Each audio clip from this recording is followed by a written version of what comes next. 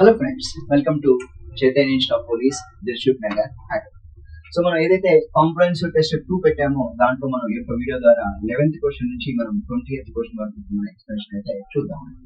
ఓకేనా? సో ఇది comprehensive test 2 అండి. సో ఇది మనం ఆగస్ట్ 15th రోజు కండక్ట్ చేసాం. దాంట్లో మనకి ఇక్కడ పార్ట్ 2 లో 11th question to 20th question. So 11th question చూడండి. In the given figure ABED is a parallelogram and AC equal to BC and BD is the bisector of angle D. Then find the angle DBC అంటున్నారు. Angle DBC value అడుగుతూ ఉన్నారు. So క్రింది పటంలో ABED అనేది ఒక సమాంతర చతుర్భుజం మరియు AC is equal to BC అయితే BD అనేది యాంగిల్ D కు కోణ సమద్వికరణ రేఖ అయితే యాంగిల్ DBC వాల్యూ ఎంత చెప్పమంటారు. అయితే ఇక్కడ మనకి పటం ఇచ్చినప్పుడు కొంచెం అటు ఇటుగా ఇచ్చాడు. ఇక్కడ ఏసీ వాల్యూ ఏమవుతుందంటే బీసీకి ఈక్వల్ అని చెప్తా ఉన్నాడు కనుక దీనికి ఎదురుగా ఎంత యాంగిల్ ఉంటుందో దీనికి ఎదురుగా అంతే యాంగిల్ ఉంటుంది. కాబట్టి ఇక్కడ మనం సో సింపుల్ గా మాట్లాడాలి అంటే ఇక్కడ ఇది ఒక పాయింట్ అండి స్ట్రైట్ లైన్ మీద. సో ఇది 80 degrees అయినప్పుడు ఇది ఆటోమేటిక్ గా ఏమవుతుందంటే 100 degrees అవుతుంది. ఇది 100 degrees అయినప్పుడు దీని లెంగ్త్ ఈక్వల్ కాబట్టి దీనికి ఎదురుగా ఎంత యాంగిల్ దీనికి ఎదురుగా అంతే యాంగిల్ కాబట్టి ఒక ట్రయాంగిల్ లో టోటల్ 180 degrees అండి. దాంట్లో మనకి 100 degrees ఆల్రెడీ ఉంది కాబట్టి దాన్ని సబ్ట్రాక్ట్ చేస్తే 80 degrees అవుతుంది. ఆ 80 degrees సగం చేస్తే 40 degrees అవుతుంది. కాబట్టి ఇక్కడ మనం 40 degrees తీసుకుంటే ఇక్కడ కూడా 40 degrees తీసుకోవాలి కనుక ఇది 40 degrees అవుతుంది. ఇది కూడా ఇక్కడ కూడా 40 degrees. అప్పుడు ఇది 100 + 40 + 40 ఎంత అంటే 180 అవుతుంది. కనుక ఇక్కడ 40 degrees కాబట్టి మరి ఇక్కడ 40 degrees ఉంటే ఇది ఒక సో పారలెలోగ్రామ్ అని చెప్తా ఉన్నాడు ABED అనేది. సో ఆపోజిట్ యాంగిల్స్ ఈక్వల్ కాబట్టి ఇక్కడ 40 degrees ఉన్నప్పుడు ఇక్కడ కూడా మనకి 40 degrees అనేది ఉండడానికి ఆస్కారం ఉంది. సో అప్పుడు 40 degrees అక్కడ ఉన్నప్పుడు ఒకసారి మీరు కొంచెం జాగ్రత్తగా అబ్జర్వ్ చేస్తే సో 40 + 40 = ఎంత అంటే 80 degrees అవుతుంది. మనకి ఇక్కడ ఉన్నటువంటి ఇది పారలెలోగ్రామ్ కాబట్టి టోటల్ యాంగిల్ 360 degrees. మరి ఇప్పుడు 360 degrees నుంచి 40 80 degrees సబ్ట్రాక్ట్ చేసి మనకి వచ్చేది ఎంత అంటే 280 degrees అండి. 280 degrees లో సగం ఎంత అంటే సో 140 degrees. కనుక ఇక్కడ 140 degrees అయినప్పుడు ఇక్కడ కూడా 140 degrees అవ్వాలి. మరి ఇప్పుడు ఇది యాంగులర్ బైసెక్టర్ అని చెప్తా ఉన్నాడు కనుక ఇది ఆటోమేటిక్ గా ఇది ఏమవుతుంది అంటే సో 140 లో సగం ఎంత అంటే ఇది 70 degrees అవుతుంది. ఇది కూడా 70 degrees అవుతుంది. మరి ఇప్పుడు ఇది 70 degrees ఇది 70 degrees అయినప్పుడు ఇది ఓవరాల్ గా 140 కాబట్టి ఇక్కడ మనకి సింపుల్ గా ఇది 40 degrees అండి. ఒకసారి మీరు జాగ్రత్తగా చూడండి. సో ఇది 70 + 40 110 కాబట్టి ఇక్కడ వచ్చే యాంగిల్ ఎంత అంటే 70 degrees అవుతుంది. ఇది టోటల్ గా 140 అవ్వాలంటే ఇది 40 ఉంది ఇది 70 ఉంది కాబట్టి ఇక్కడ వచ్చే యాంగిల్ ఎంత అంటే 30 degrees అండి. మనకి క్వశ్చన్ ఏమడుగుతున్నాయంటే యాంగిల్ DBC = ఎంత అంటున్నారు. మరి యాంగిల్ DBC అడిగినప్పుడు DBC అడుగుతున్నాడు కనుక సో ఇదండి. సో DBC అంటే కాబట్టి ఆన్సర్ ఎంత అంటే 30 degrees is the correct answer.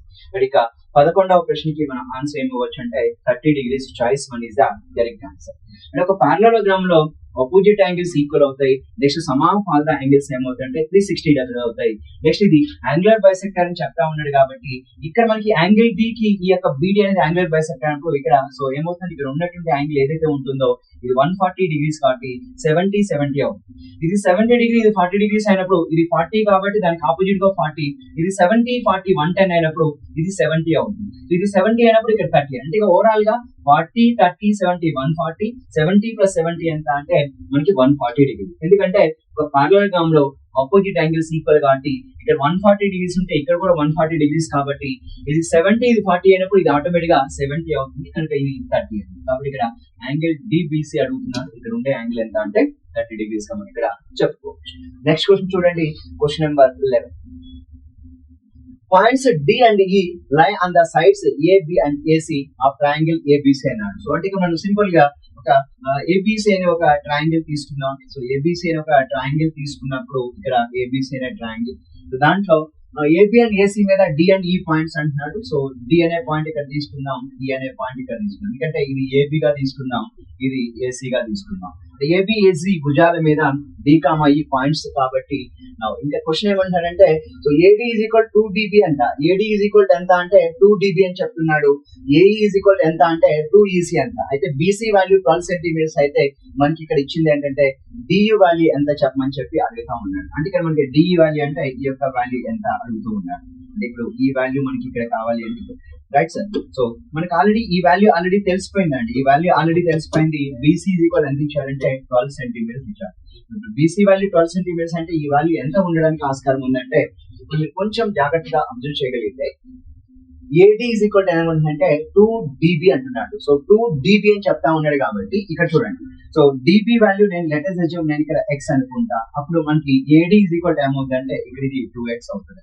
Next అదే విధంగా ఇక్కడ so A is equal to EC అంటున్నాడు కాబట్టి ఇక్కడ మనకి ఈసీ వాల్యూ మనం లెటర్స్ అజ్యూమ్ x అనుకుంటా. అప్పుడు నాకు ఇక్కడ ఇది ఏమవుతుందంటే 2x అవుతుంది.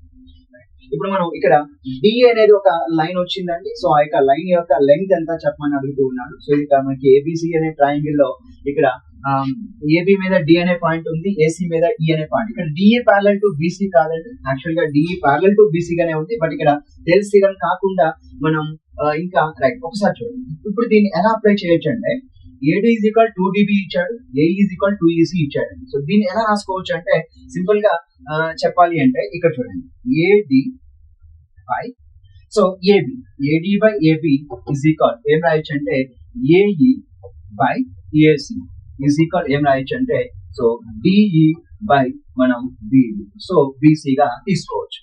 ఇక్కడ చూడండి AD is equal already 2 dB ఇచ్చాడు. మరి ఇప్పుడు ఏబి అంటే సో ఏబిలో ఇక్కడ మనం మొత్తం కలపాలండి. అంటే ఇది 2x అవుతుంది, ఇది x అవుతుంది. ఓకే 2x ప్లస్ x ఎంత అంటే 3x అవుతుంది. ఏడి వాల్యూ ఎంత అంటే 2x అంటే ఇక్కడ మనకి ఏడి బై డి ఏబి అన్నప్పుడు ఇప్పుడు ఏడి వాల్యూ 2x ఉంది, ఏబి వాల్యూ అంటే 3x ఉందండి. అంటే ఇక్కడ మనం సింపుల్ గా 2x by 3x is equal next one AE by EC అండి. సో ఏఈ అంటే 2x ఉంది, ఏసీ అంటే 3x ఉంది కాబట్టి ఇక్కడ 2x by 3x is equal నా ఇప్పుడు డిఈ కావాలి, DE by already BC value ఎంత ఇచ్చారంటే 12 సెంటీమీటర్స్ ఇచ్చారు. ఈ ఈక్వేషన్ సాల్వ్ చేయగలిగితే విల్ గెట్ ద ఆన్సర్ అండి. సో ఎక్స్ కట్ చేద్దాం.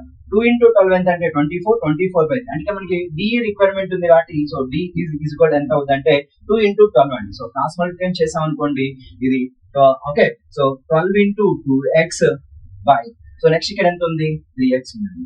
So that is total 24x by 3x కాబట్టి ఇక్కడ ఆన్సర్ నేను ఏం చెప్పొచ్చు అంటే 8 సెంటీమీటర్స్ అనేది యొక్క డిఈ వాల్యూ ఎంత అంటే 8 సెంటీమీటర్స్ అయింది. ఇది 12 సెంటీమీటర్స్ అంటే ఇది ఎంత అవుతుందంటే 8 సెంటీమీటర్స్ గా మనకి తీసుకో. So answer will be choice 2 is the correct answer. Next question చూడండి. అక్కడ ఎగ్జాక్ట్లీ డి అనేది మనకి ఇక్కడ మిడ్ పాయింట్స్ అని చెప్పట్లేదండి. Points D and E lie on the sides AB and AC on the triangle అంటున్నాడు. సో ఏబిఏసి మీద D కామయ్యలో ఒక 2 పాయింట్స్ ఉన్నాయి. ఆ 2 పాయింట్స్ ని కలిపి లెంగ్త్ వాల్యూ అడిగాడు. లెంగ్త్ వాల్యూ ఎంత అంటే 8 సెంటీమీటర్స్ మనం ఇక్కడ తీసుకున్నాం. Next question 13th one. In given ABC and BF are two triangles such that AC is equal to 10 అంటున్నాడు, BC is equal to 12 అంట, D is equal to 3. Then find the ratio of the areas of the triangles ABC and BF అంటున్నాడు. So friends మీరు ఒక్కసారి మీరు కొంచెం జాగ్రత్తగా చూస్తే ఇక్కడ బీటా కోణం ఉంది, ఆల్ఫా కోణం, గామా కోణం. ఇందులో ఇది గామా, ఇది ఆల్ఫా, ఇది బీటా ఉంది. ఒకసారి నేను ఇక్కడ తీసుకుంటా. ఏసీ ఈజ్ ఈక్వల్ 10 అంటున్నాడు. సో ఏసీ ఈజ్ ఈక్వల్ 10 అంటే సో ఇది 10 తీసుకోవాలి. అంటే నాకు బీటా ఎదురుగా ఎంత ఉందంటే 10 ఉంది. కాబట్టి ఇక్కడ కూడా బీటా ఎదురుగా 10 ఉండాలి కాబట్టి ఇప్పుడు ఇది నేను 10 గా తీసుకోవచ్చు. Next one BC is equal 12 అంటున్నాడు. సో బీసీ ఈజ్ ఈక్వల్ 12 అంటే ఇది 12 అండి. సో అంటే యాంగిల్ ఎంత ఆల్ఫా ఎదురుగా 12 ఉంది. మరి ఇందులో కూడా ఆల్ఫా ఎదురుగా 12 ఉండాలంటే ఇది డెఫినెట్ గా 12 అయి ఉంటుంది. ఓకే 12 అయి ఉండాలి. ఓకే డెఫినెట్ గా 12 అయి ఉండాలి. ఓకే సో ఇప్పుడు మనం సో సింపుల్ గా మనం సాల్వ్ చేయగలిగితే ఎలా సాల్వ్ చేయొచ్చు అంటే సో ఇప్పుడు మనకి area of the triangle ABC కి area of the triangle DF కి మధ్య ఉన్నటువంటి రేషియో అడుగుతున్నాడు. కాబట్టి ఇక్కడ so area of so triangle ABC by area of triangle DEF is equal. So ఎలా రాయాలంటే సో కరస్పాండింగ్ సైడ్స్ యొక్క రేషియోస్ పవర్ 2 గా రాసుకోవచ్చు అండి. సో పవర్ 2 గా రాసుకోవచ్చు కాబట్టి ఇక్కడ మనం సింపుల్ గా చెప్పాలి అంటే ఇక్కడ ఆల్ఫా ఎదురుగా డిఈ ఉంది, ఇక్కడ ఆల్ఫా ఎదురుగా బీసీ ఉంది. కనుక ఇప్పుడు దీన్ని సింపుల్ గా ఎలా రాసుకోవచ్చు అంటే ఇక్కడ 12 ఉంది కదా, ఆల్ఫా ఎదురుగా 12 ఉంది కాబట్టి ఇక్కడ ఆల్ఫా ఎదురుగా 12 ఉండాలి, ఆ పార్ట్స్ లో రేషియోలో ఉండాలి. Next one so next one ఏమన్నాడు ఏసీ 10 అన్నాడు, ఈఎఫ్ మనకి 10 అని ఇచ్చాడు. కాబట్టి దీన్ని మనం ఎలా చెప్పుకోవచ్చు అంటే మరి ఇప్పుడు ఏబి ఉంది, ఏబి అంటే గామాకి ఎదురుగా ఉంది. సో ఇక్కడ డిఎఫ్ ఉంది. అంటే ఇక్కడ మనం దీన్ని సింపుల్ గా AB by DF power 2 is equal AB అయిపోయింది. తర్వాత బీసీ, బీసీ అంటే ఆల్ఫాకి ఎదురు కాబట్టి ఇక్కడ ఆల్ఫాకి ఎదురుగా డిఈ ఉందండి. మరి ఇక్కడ BC by DE power 2 is equal. So next ఇంకా ఏముంది సో మనకి ఇక్కడ చూసి ఏబి అయిపోయింది, బీసీ ఏసీ అండి. సో ఏసీ అంటే మనకి బీటాకి ఎదురుగా ఇక్కడ బీటాకి ఎదురుగా ఈఎఫ్ ఉంది కనుక ఇక్కడ ఏసీ బై DF పవర్ 2 గా రాసుకోవచ్చు. అంటే ఇక్కడ area of the triangle ABC by area of the triangle DF తీసుకున్నప్పుడు ఇక్కడ మనకి సో ఈ యొక్క టూ ట్రయాంగిల్స్ నుంచి మనకి ఇక్కడ యాంగిల్స్ ఈక్వల్ గా ఉన్నాయి కాబట్టి డెఫినెట్ గా కరస్పాండింగ్ యాంగిల్స్ ఈక్వల్ ఉంటే కరస్పాండింగ్ సైడ్స్ కూడా సేమ్ రేషియోస్ లో ఉండాలండి. కాబట్టి ఇక్కడ AB by DF power 2 BC by DE power 2 అన్నాడు. అయితే ఇక్కడ ఇందులో D వాల్యూ 3 ఇచ్చాడు. అయితే ఆ రెండింటి యొక్క రేషియో కావాలి మనకి. D ఈక్వల్ టు ఆల్రెడీ 3 ఇచ్చాడు, మరి BC వాల్యూ ఎంత ఇచ్చాడండి 12 ఇచ్చాడు. కాబట్టి ఇప్పుడు నేను ఆ రెండింటిని తీసుకొని నేను డైరెక్ట్ గా రాయగలుగుతా. చూడండి, so then area of triangle ABC by area of triangle DEF is equal, ఇక్కడ చూడండి BC by DE power 12. BC value ఎంత ఇచ్చాడు 12 ఇచ్చాడు, DC వాల్యూ ఎంత ఇచ్చాడు 3 ఇచ్చాడు. పవర్ 12 బై 3 అంటే 4 బై 1 అండి. 4 బై 1 పవర్ 4 బై 1 పవర్ 2 అంటే 16 బై 1 అండి. Your ratio will be area of the triangle ABC and area of the triangle DF is equal ఎంత అంటే 16:1 గా తీసుకోవచ్చు. So from the given question answer will be choice 1 is the correct answer. 16:1 గా తీసుకోవచ్చు. Next question చూద్దాం. 14th question. Two angles with different measures are supplementary. అంటే two angles with different measures are supplementary అంటున్నాడు. అంటే వాటి యొక్క some definite గా ఏమై ఉండాలంటే 180 degrees అవ్వాలి. అంటే ఇక్కడ మనకి alpha plus beta is equal ఎంత అవ్వాలంటే 180 degrees అవ్వాలని చెప్తున్నారు. 3/5 of the measure of the smaller angle and 1/4 of the measure of the larger angle differ by 230 degrees and 23 degrees అని చెప్తున్నాడు. Then find the larger angle. That's right. So ఇక్కడ రెండు angles supplementary అని చెప్తా ఉన్నాడు కాబట్టి సో పెద్ద కోణానికి మనకి ఏమని చెప్తున్నాడు 1/4 అండి. సో చిన్న కోణానికి 3/5 అన్నాడు. సో లెట్ us assume నేను పెద్ద కోణం తీటాగా తీసుకుంటా. సో చిన్న కోణం ఏమవుతుందంటే 180 మైనస్ తీటాగా తీసుకుంటా. సో ఇది పెద్ద కోణం, ఇది చిన్న కోణంగా తీసుకుంటా. ఒకటి ఏంటంటే త్రూ ఆప్షన్స్ కూడా మనం చేయొచ్చు అండి. సో బై ఆప్షన్ వెరిఫికేషన్ చేస్తే మనం సింపుల్ గా 100 degrees ఆన్సర్ అనుకున్నాం అనుకోండి. సో ఇప్పుడు నేను so what is the larger angle అంటే ఇది 100 degrees గా చెప్తా ఉన్నాను. సో అప్పుడు స్మాలర్ యాంగిల్ ఏమవుతుందంటే 80 degrees అవుతుంది. సో ఇప్పుడు క్వశ్చన్ ఏమంటున్నాడు 3/5 of the measure of the smaller angle. అంటే ఇప్పుడు 80 degrees లో 3/5 వాల్యూ అంటే 3/5 మైనస్ సో 100 degrees సో 1/4 అన్నాడు. So 100 degrees into 1/4 is equal ఎంత 23 అవ్వాలి. చూడండి 5 16 times 16 3 ఎంత అంటే 48 degrees మైనస్ 100/4 అంటే 25. సో 48 లో 25 పోతే 23 degrees వస్తున్నా కాబట్టి మనకి లార్జర్ యాంగిల్ ఎంత అంటే సింపుల్ గా 100 degrees గా మనం ఇక్కడ చెప్పుకోవచ్చు. లేదు సార్ మేము అలా చేయలేము అనుకున్నప్పుడు మనం ప్రాబ్లమ్స్ ఏ విధంగా సాల్వ్ చేయొచ్చు అంటే బై ఆప్షన్ వెరిఫికేషన్ అయితే మనకి ఆన్సర్ 100 degrees వస్తుందండి. సో అలా కాకుండా సో లార్జర్ యాంగిల్ తీటా అనుకున్నా స్మాలర్ యాంగిల్ 180 మైనస్ తీటా, ఇది 100 అయితే ఇది 80 అవుతుంది. 180 మైనస్ 100 ఎంత 80. కాబట్టి ఇక్కడ 180 మైనస్ తీటా అనేది నేను ఇక్కడ స్మాలర్ యాంగిల్ గా తీసుకుంటా. So 180 minus theta smaller angle అయితే స్మాలర్ యాంగిల్ లో 3/5 అంటున్నాడు. సో 3/5 అంటే సో మనం సింపుల్ గా 3/5 into 180 degrees minus theta minus 1/4 into theta is equal ఎంత అంటే 23 degrees గా చెప్తా ఉన్నాను. Right friends. సో ఒకసారి చూడండి 5 కి 4 కి ఎల్సిఎం ఎంత అంటే సింపుల్ గా మనం 20 చెప్పొచ్చు. 5 20 లో 4 టైమ్ 4 3 ఎంత అంటే 12 అంటే 12 into 180 degrees minus theta minus 4 5 times అంటే ఇది 5 తీటా అవుతుంది. ఈజ్ ఈక్వల్ ఎంత అంటే 23 degrees. Right friends. ఒకసారి మీరు కొంచెం జాగ్రత్తగా అబ్జర్వ్ చేయగలిగితే 12 ఇంటూ 180 ఎంత 12 ఇంటూ తీటా 12 తీటా. నా ఇక్కడ 20 ఇంటూ 23 అండి. సో 23 to the 460 అంటే 20 ఇంటూ 23 460 degrees చెప్పవచ్చు. నా ఇక్కడ చూడండి 0 12 8 96 అండి. 12 9 అంటే 12 1 టైం అంటే 21 అంటే 21 60 degrees minus 12 theta minus 5 theta is equal ఎంత అంటే 460 degrees గా చెప్పవచ్చు. 12 తీటా 5 తీటా ఎంత అవుతుంది అంటే 17 తీటా అవుతుంది. మైనస్ రైట్ హ్యాండ్ సైడ్ పోతే ఫస్ట్ 17 తీటా 460 degrees కొద్దాం. 21 60 degrees మైనస్ 460 degrees అండి. సో టోటల్ ఇక్కడ ఎంత అవుతుంది అంటే 1700 degrees is equal 17 theta. Then theta is equal ఎంత అంటే 100 degrees. సో సింపుల్ గా చెప్పాలి అంటే ఇక్కడ తీటా వాల్యూ మనం ఇక్కడ సో ఇది స్మాలర్ యాంగిల్ ఇది లార్జర్ యాంగిల్ అనుకున్నాం కాబట్టి లార్జర్ యాంగిల్ గా తీసుకున్నాం కాబట్టి దాని తీటా వాల్యూ ఎంత వచ్చిందంటే 100. ఈ క్వశ్చన్ కి బెస్ట్ అప్రోచ్ ఏంటంటే సార్ బై ఆప్షన్ వెరిఫికేట్ చేయడమే బెస్ట్. లేదు అంటే ఒకటి స్మాలర్ యాంగిల్ ఒకటి లార్జర్ యాంగిల్ అనుకోండి ఈ రెండింటి యొక్క సమ్ ఏమవ్వాలంటే సప్లిమెంటరీ అవ్వాలంటున్నాడు కాబట్టి so for the given question answer larger angle will be 100 degrees, smaller angle will be so 80 degrees మనం ఇక్కడ తీసుకోవచ్చు. నెక్స్ట్ క్వశ్చన్ చూద్దాం. 15th question. In the given figure AD bisects angle BAC and AB by BC. Okay AB by ఇక్కడ DC అండి, so not BC. Okay, so AB by DC is equal AC by BD is equal to then angle ACD plus angle BAC is equals to అంటున్నాడు. Angle ACD value angle BAC value ఎంతకు సమానం అవుతుందని చెప్పి అడుగుతా ఉన్నాడు. ఒకసారి చూడండి, ఇక్కడ AB by DC is equal to అన్నాం. అప్పుడు నాకు AD is equal ఏమవుతుందంటే 2DC అవుతుంది. అదే విధంగా so AC by BD is equal to అంటున్నాను. అప్పుడు నాకు AC is equal ఏమవుతుందంటే 2BD అవుతుంది. సో ఇప్పుడు ఇది యాంగులర్ బైసెక్స్ అవుతుంది కాబట్టి బైసెక్స్ అని చెప్తా ఉన్నాడు కాబట్టి మనం సింపుల్ గా చూడండి ఒకసారి ఇక్కడ. సో ఇది బైసెక్స్ అంటే ఇక్కడ ఎక్స్ ఉంది అనుకోండి, ఇక్కడ కూడా ఎక్స్ అవుతుంది, అంటే సమానంగా ఇది విభజిస్తుంది కాబట్టి రెండు సమాన భాగాలుగా ఇది ఎక్స్ అయితే ఇది ఎక్స్ అవుతుంది. నువ్వు ఇక్కడ చూడండి AD is equal to DC అంటున్నాడు. So AD is equal to DC అంటే దాని మీనింగ్ ఏంటంటే AD is equal to so AB, so not AD అండి, so this will be AB. So ఇది AB is equal to DC అన్నాడు, అంటే ఇక్కడ మనకి AB అండి, DC x కాబట్టి ఇది ఏమవుతుందంటే 2x అవుతుంది. Next one AC is equal to BD అన్నాడు, BD x అయినప్పుడు ఇది 2x అవుతుంది. అంటే దాని మీనింగ్ ఏంటంటే ఇక్కడ x ఉంది, ఇక్కడ x ఉంది, అంటే ఇక్కడ x ఉంది అంటే దీని ఆపోజిట్ యాంగిల్ ఎంత ఉందో ఇక్కడ x కాబట్టి దీని ఆపోజిట్ యాంగిల్ అంతే ఉండాలి. మరి ఇది 2x అంటే ఇక్కడ యాంగిల్ ఎంత ఉందో ఇక్కడ కూడా యాంగిల్ అంతే ఉండాలి. మరి ఇది బైసెక్స్ అవుతుంది కాబట్టి ఇక్కడ డెఫినెట్ గా ఉండే యాంగిల్ ఎంత అంటే 90 degrees అండి, ఇది కూడా 90 degrees గా మనకి తీసుకోవచ్చు. సో ఫ్రెండ్స్ మీరు కొంచెం జాగ్రత్తగా అబ్జర్వ్ చేయగలిగితే ఇక్కడ యాంగిల్ ACD అంటే angle C value angle A value కలిపి ఎంత చెప్పమని అడుగుతా ఉన్నాడు. ఇప్పుడు మీరు చూడండి angle ACD plus angle BAC is equal to ఎంత, ఈ యొక్క సమ్ ఎంత అని చెప్పి మనకి ఎగ్జామ్ లో క్వశ్చన్ అడుగుతా ఉన్నాడు.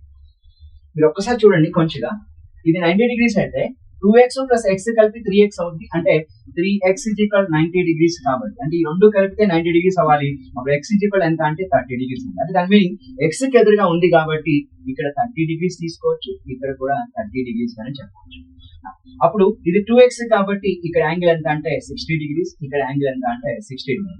ఇది 30 60 90 30 60 90 అండి. కాబట్టి ఇక్కడ సింపుల్ గా మనం క్వశ్చన్ ఏమని చెప్తున్నామంటే సో యాంగిల్ ACD వాల్యూ అడిగాడు, యాంగిల్ ACD వాల్యూ అంటే యాంగిల్ C వాల్యూ ఎంత ఉందంటే ఇక్కడ 60 degrees ఉంది. యాంగిల్ BAC వాల్యూ అడుగుతున్నాడు, యాంగిల్ BAC వాల్యూ అడుగుతున్నాడు కాబట్టి ఇక్కడ BAC అన్నప్పుడు ఇక్కడ మనకి మొత్తం టోటల్ గా చెప్పాలి, ఇక్కడ కూడా ఎంత ఉంది అంటే 30 degrees ప్లస్ 30 degrees ఉంది. ఓవరాల్ గా ఈ యొక్క సమ్ ఎంత అంటే 120 degrees is the correct answer. కాబట్టి ఈ యొక్క ప్రశ్నకి ఆన్సర్ ఏం చెప్పొచ్చు అంటే fourth option 120 degrees is the correct answer. So next question చూద్దాం, question number 16. In the triangle EFG, angle F is equal 90 degrees and FH is the altitude to EZ. Which of the following can be concluded? అంటే దీని నుంచి మనం ఏమి conclude చేయగలము, ఏది సరైనదని చెప్పొచ్చు అంటే ఏది కంక్లూడ్ చేయగలరు అంటున్నాడు. So in the triangle EFG F is 90 degrees అంటున్నాడు. ఓకేనా, సో యాంగిల్ F అనేది 90 degrees గా చెప్తా ఉన్నాడు. సో ఇక్కడ మనకి యాంగిల్ ఎంత అంటే 90 degrees అని చెప్తా ఉన్నాడు. ఇప్పుడు ఇది E తీసుకోండి, ఇది F తీసుకుందాం, సో ఇది ఆటోమేటిక్ గా G తీసుకుందాం. ఒకసారి మీరు కొంచెం జాగ్రత్తగా అబ్జర్వ్ చేయగలిగితే ఇక్కడ యాంగిల్ 90 అంటున్నాడు. నెక్స్ట్ ఇక్కడ FH is the altitude to EZ అంట. సో EZ కి FH అనేది ఆల్టిట్యూడ్ గా చెప్తా ఉంది. ఓకే, ఇది ఆల్టిట్యూడ్ అంటే ఇక్కడ మనకి H గా తీసుకోమని చెప్తా ఉంది. దీని నుంచి మనం ఏమి కంక్లూడ్ చేయవచ్చు అంటే సో సింపుల్ గా చెప్పాలంటే సార్ మీరు ఎప్పుడు కూడా గుర్తుంచుకోండి ఇక్కడ. సో దీని నుంచి మనం ఈ యొక్క FH ఉంది కదా, సో దీన్ని మనం ఎలా చెప్పొచ్చు అంటే FH స్క్వేర్ ఈజ్ ఈక్వల్ ఏం చెప్పొచ్చు అంటే EH ఇంటూ HG అనేది మనకు థియరీగా చెప్పవచ్చు. ఓకేనా, సో నెక్స్ట్ ఇంకేం చెప్పవచ్చు అంటే మనకి EF స్క్వేర్ అనేది ఏమవుతుందంటే EH ఇంటూ EC గా కూడా చెప్పవచ్చు అండి, EH ఇంటూ EC గా కూడా చెప్పవచ్చు. ఓకేనా, EF స్క్వేర్ ఈజ్ ఈక్వల్ ఏమవుతుందంటే EF స్క్వేర్ ఈజ్ ఈక్వల్ ఎంత అంటే EH ఇంటూ EC గా కూడా చెప్పవచ్చు. దీన్ని కూడా మనం కంక్లూడ్ చేయొచ్చు. సో నెక్స్ట్ ఇంకా అంటే మనకి ఆప్షన్ 1 కరెక్టే ఉంది, ఆప్షన్ 2 కరెక్టే ఉంది.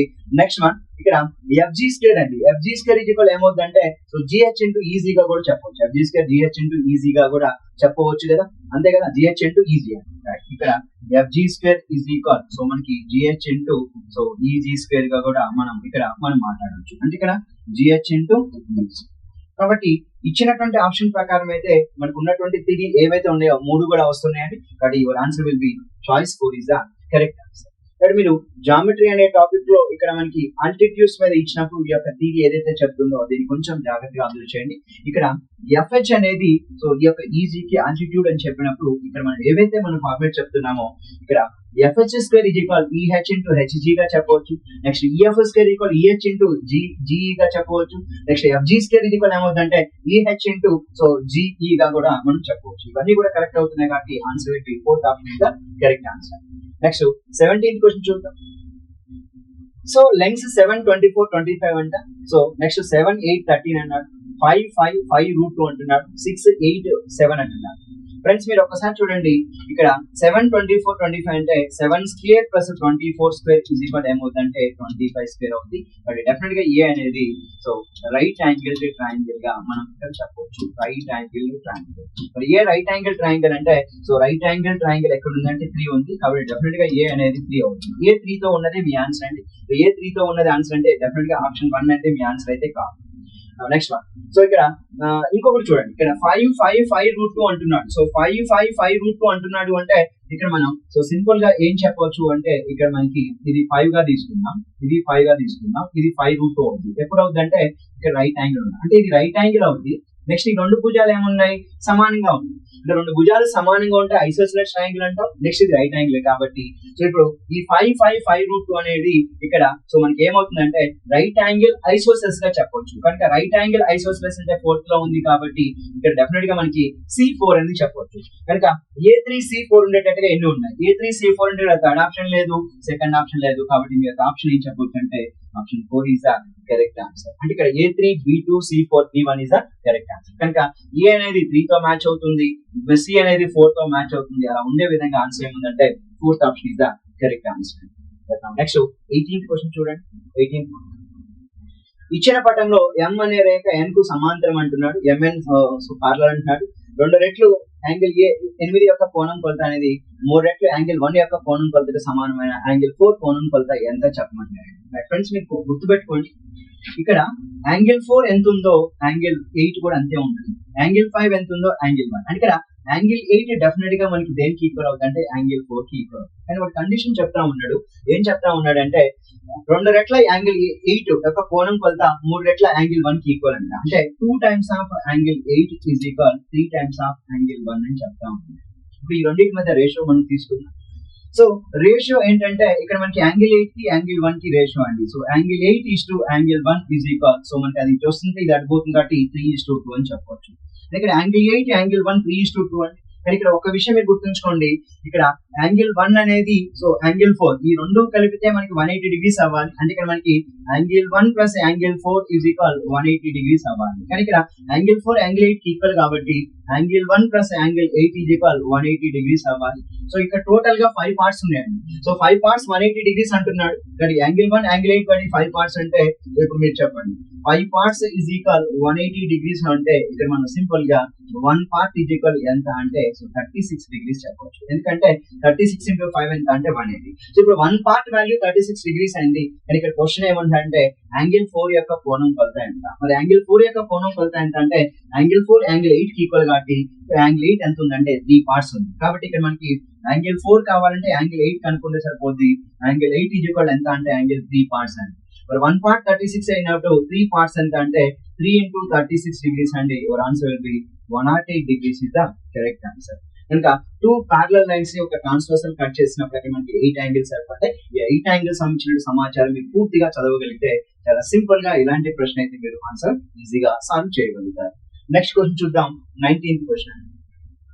If the supplement of an angle equals 6 times the complement of the angle. ఒక యాంగిల్ θ అనుకుందాం అండి. దాని యొక్క సప్లిమెంట్ అంటే ఏమవుద్ది 180 degrees minus θ అవుతుంది. మరి ఇప్పుడు కాంప్లిమెంట్ అంటే ఏమవుద్ది 90 degrees minus θ. ఇక్కడ the supplement of an angle equals to 6 times the complement of angle. అంటే ఇది ఈక్వల్ ఏమవుద్ది అంటే 6 times of 90 minus θ అంటే then find the measure of the angle అంటే θ వాల్యూ కనుక్కోవాలి. చూడండి ఇక్కడ 180 degrees minus θ is equal 9 6 are 54 540 degrees minus 6 theta. So 180 at this position 6 theta 8 so 6 theta minus theta is equal 540 degrees minus 180.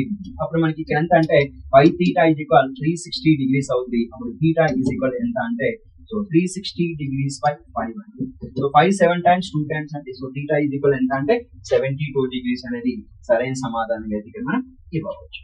అంటే supplement of an angle is equal to 6 times of complement of angle. Supplement అంటే ఏంటి? Two angles యొక్క some 180 అవ్వాలి. ఒకటి theta అనుకుంటే మనం ఒక angle theta అనుకుంటే దాని సప్లిమెంట్ 180 మైనస్ తీటా ఉంది. ఒక యాంగిల్ తీటా అనుకుంటే దాని complement 90 minus theta. Supplement is equal 6 times of complement అన్నాడు. You get the answer theta value 72 rupees. Last question అండి సో యొక్క వీడియోలో. సో 28th ప్రశ్న చూద్దాం. 6 సెంటీమీటర్ 2 సెంటీమీటర్ వ్యాసార్థాలుగా గల రెండు వృత్త కేంద్రాలు 10 సెంటీమీటర్ల దూరంలో ఉన్నాయి. అయితే ఆ వృత్తాల ఉమ్మడి స్పర్శ తిర్యక్ రేఖ పొడవు ఎంత అనుకోమన్నాం. ఇప్పుడు ఈ యొక్క వృత్తం ఉందండి. సో ఉమ్మడి స్పర్శ తిర్యక్ రేఖ పొడవు ఎంత చెప్పమంటాయండి. ఉమ్మడి ఓకేనా. అంటే అది length of the transverse common tangent అంటున్నాడు. సో ట్రాన్స్వర్స్ కామన్ టాంజెంట్స్ అంటున్నాడు కాబట్టి ఇప్పుడు ఇక్కడ ఒక లైన్ తీసుకుందాం ఓకేనా. సో ఇప్పుడు మనం ఇక్కడ ఒకసారి సో ఇప్పుడు ఈ పాయింట్ ఉంది. సో దీన్ని మనం ఎం అనుకుందాం, దీన్ని ఎన్ అనుకుందాం. ఇది సెంటర్ అండి, ఇది సెంటర్. సో ఈ సెంటర్ ని ఏ అనుకుందాం, ఈ సెంటర్ ని బి అనుకుందాం. అయితే మనకు అడుగుతుంది అంటే length of the so transverse common tangent అంటున్నాడు. So length of the common ఈ యొక్క ఎంఎన్ వాల్యూ అడుగుతున్నాడు. సో దాని ఎంఎన్ ఈజ్ ఈక్వల్ మనం ఆల్రెడీ ఫార్ములా చెప్పుకున్నాం. సో ట్రాన్స్వర్స్ కామన్ టాంజెంట్ యొక్క లెంగ్త్ కనుక్కోవాలంటే సో రెండు వ్యాసార్థాల యొక్క మధ్య దూరం minus R1 plus R2 power 2 అని. ఇప్పుడు రెండు వృత్త కేంద్రాలండి. సో వృత్త కేంద్రాల మధ్య దూరం ఎంత ఉన్నది అంటే ఇక్కడ ఆల్రెడీ ఇచ్చాడండి. So the distance between the centres of the circle is 10 centimetres అని ఇచ్చాడు. సో రెండు వృత్త కేంద్రాల మధ్య దూరం 10 ఇచ్చాడు. మనకి AB అనేది సో 10 గా తీసుకుంటే 10 స్క్వేర్ మైనస్ R1 R2.